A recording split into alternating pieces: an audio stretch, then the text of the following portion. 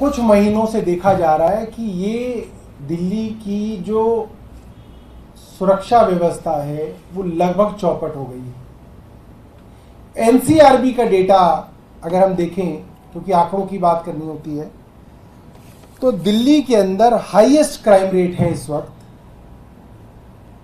आप कह सकते हैं 1 लाख की आबादी पे दिल्ली में 1832 क्राइम्स हो रहे हैं, जो देश की एवरेज से 7 गुना ज्यादा है। दिल्ली की एवरेज नंबर ऑफ क्राइम्स पर लाख पॉपुलेशन, और हर रोज 1179 क्रिमिनल केस रजिस्टर हो रहे हैं दिल्ली के अंदर।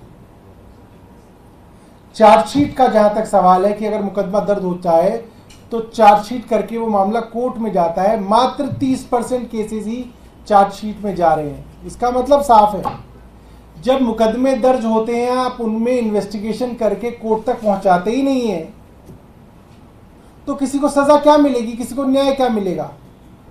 और क्राइम और बढ़ेगा, जो अपराधी हैं उनके हौसले और बढ़ेंगे। ये सीधे सीधे उपराज्यपाल विनय कुमार सक्सेना की इनएफिशिएंसी, इसे हिंदी में निकम्मापन कहते हैं, एक इनएफिशिएंट लेफ्टिनेंट गवर्नर साफ नजर आ रहे हैं कि जो काम उनका है, उनके पास 2 ही काम है, एक पुलिस, एक डीडीए। और पुलिस को उन्होंने चौपट कर दिया। वो एक स्कूल के प्रिंसिपल की तरह चिट्ठियां तो मंत्रियों को खूब लिखते हैं, खूब उपदेश देते हैं, अपने गिराबान में झांक के नहीं देखते आपके पास जो काम है वो क्या कर रहे हैं आप। हमारे यहां तो जो डिपार्टमेंट थे उनमें सारे अफसरों के ऊपर आपने कंट्रोल ले लिया, आप चुनी हुई सरकार को काम नहीं करने देते। आपके पास तो सारे अफसर है, सारा महकमा है, आप क्या कर रहे हैं पुलिस में? आप पूरी तरह से फेल हो गए। 2014 में जब ये केंद्र सरकार बनी थी तो दिल्ली पुलिस के अंदर करीब 5,500 रिक्तियां थी, और ये रिक्तियां बढ़ के अब करीब 13,000 हो गई हैं। तो लोग ही नहीं है, पुलिस ही नहीं है, पुलिस के महकमे में लोग ही नहीं है, क्राइम कैसे कंट्रोल होगा? क्या किया एलजी साहब ने इतने दिनों में? हमें तो कुछ नहीं मालूम। ऊपर से केंद्र सरकार ने पिछले साल पुलिस का बजट 4.5% घटा दिया है, और पिछले 3 सालों से दिल्ली के अंदर क्राइम जो है हाईएस्ट चल रहा है। क्राइम अगेंस्ट वुमेन, मैंने आपको बताया, Delhi reported 14,466 victims of crime against women in India.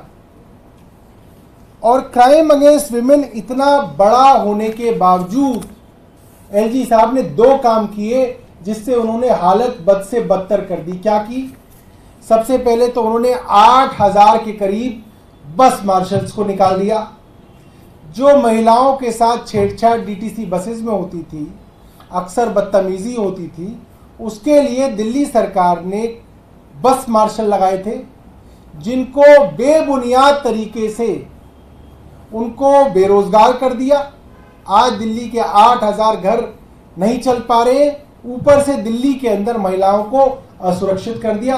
दूसरा क्या काम किया? विमेंस कमीशन जो इतना अच्छा काम कर रही थी, 181 नाम की, 181 नाम की हेल्पलाइन चला रही थी, उसको पैरालाइज करने के लिए और दिल्ली कमीशन ऑफ वुमेन के काम को ठप करने के लिए करीब 223 लोगों को वहां से निकाल दिया गया। साफ है, एलजी साहब को जो अपना काम करना है, पुलिस को देखना है, वो तो कर नहीं पा रहे हैं। क्राइम बढ़ता जा रहा है, दूसरों के ऊपर उंगलियां उठा रहे हैं। भाई आप हमें इतना ज्ञान लिखते हैं चिट्ठी के अंदर, ऐसे करना चाहिए, वैसे करना चाहिए। आपके पास 2 डिपार्टमेंट, आप करके तो दिखाओ।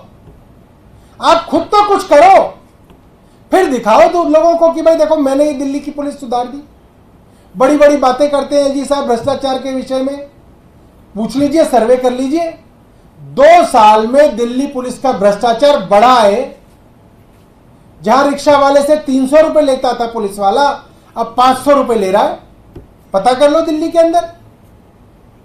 एक्सटॉर्शन बढ़ी है, करप्शन बढ़ी है, क्राइम बढ़ा है, रिक्स्थान बढ़े हैं।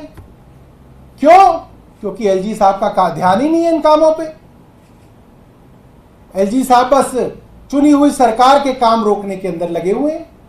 अपना काम कीजिए एलजी साहब, हमारा उनको निवेदन है कि कृपया करके अपना काम करिए और फिर दिखाइए दिल्ली वालों को कि भाई मैं अच्छा काम कर रहा हूं, देखिए मैंने क्राइम में, लॉ एंड ऑर्डर में क्या काम किया।